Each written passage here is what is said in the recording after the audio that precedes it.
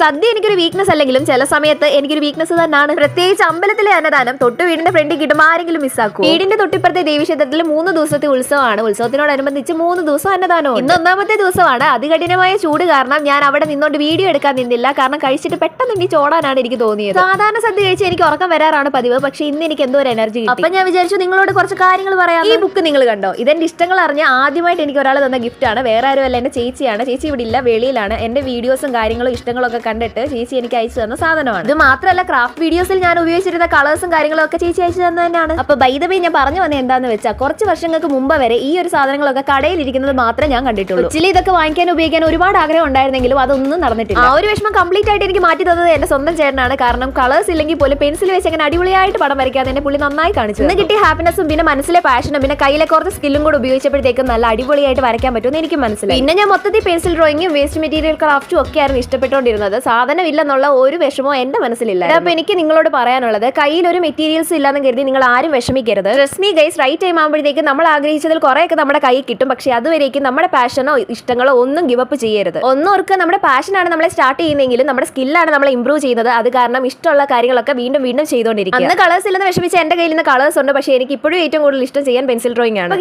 പറഞ്ഞ കാര്യം മറക്കണ്ട. Do what you love and keep going. അപ്പൊ നെക്സ്റ്റ് വീഡിയോയിൽ കാണുന്നതായിരിക്കും. ടാറ്റാ.